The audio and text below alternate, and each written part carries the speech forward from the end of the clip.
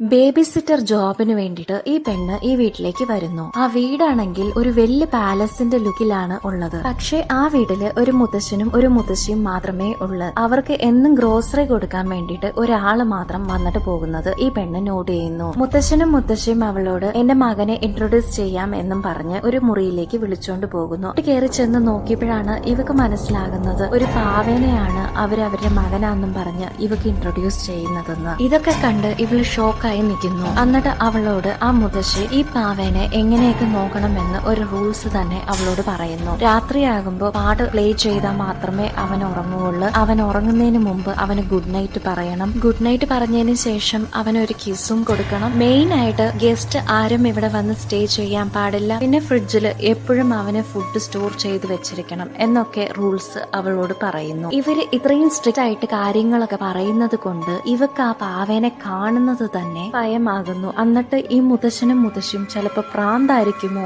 എന്നൊക്കെ ഇവള് ചിന്തിക്കാൻ തുടങ്ങുന്നു. ഇവള് വന്ന് കുറച്ച് സമയത്തിനുള്ളിൽ അവൾ അവിടെ വെച്ചിരുന്ന അവളുടെ ഷൂ കാണാതെ പോയത് ഇവള് ശ്രദ്ധിക്കുന്നു. അന്നേരം ആ മുത്തശ്ശി അതെന്റെ മകനായിരിക്കും എടുത്തത്, അവൻ ഇങ്ങനെയൊക്കെ ഏതെങ്കിലും ചെയ്തുകൊണ്ടിരിക്കും എന്ന് പറയുന്നു. ഇത് കഴിഞ്ഞ് എന്താണ് സംഭവിച്ചത് എന്നറിയാൻ ഫുൾ മൂവിയുടെ ലിങ്ക് താഴെ കൊടുത്തിട്ടുണ്ട്.